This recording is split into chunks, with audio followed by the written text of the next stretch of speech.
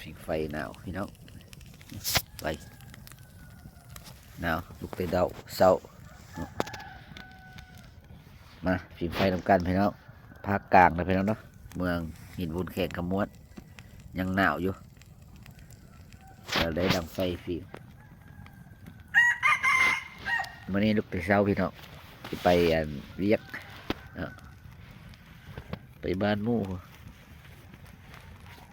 หนาวดังไฟทางไหนหนาวก็ทักทายมาพี่น้องคอมเมนต์มาบอกว่าทางไหนหนาวทางนี้หนาวได้มันใกล้เมืองบ่ใกล้ผาใกล้ผาใกล้นั่นเนี่ยใกล้ภูมันดุเนาะน้ำกระบอกแห้งเลยพี่น้องเหนือเขื่อนเนาะมันก็หนาวนะแล้วก็น้ำไหลก็มีปูมีปลาไหลเลยพี่น้องมีปูมีปลามีอย่างไร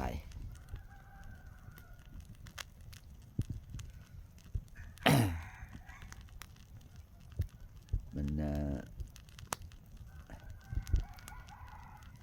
นาวนี่ก็2 มื้อ 3 มื้อหนาวหลายกว่ามื้อนี้วันนี้ก็ธรรมดาหน่อยนึงหนาวก็บอกว่าบ่หนาวหนาวอยู่บ่หลาย2 มื้อก็หลายเติบเลยหนาว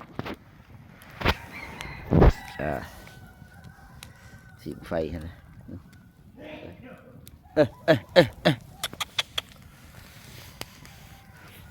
มาน้อยมาแต่ประเทศไทยขอน้ำมูสีสงครามเอาแนวไทย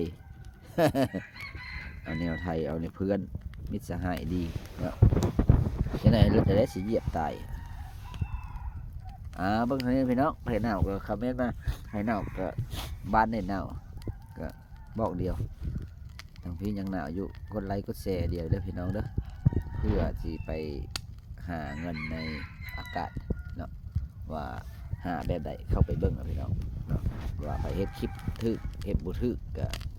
แต่ Facebook ตัดเดี๋ยวนี้ Facebook ก็ตั้งกฎใหม่แล้วพี่น้องเนาะแต่ว่าผู้ใดก่อนสิเข้าไปเฮ็ดก็ต้องฟัง Facebook ก็ไปสิไปเฮ็ดนำบริษัทก็ต้องฟังบริษัทพี่น้องถ้าบ่ฟังบ่ฮู้หยังดอกเฮ็ดก็เฮ็ดไปละต้องได้เรียนต้องได้ศึกษาข้อมูลพี่น้องเนาะเอาเท่านั้นนะพี่น้อง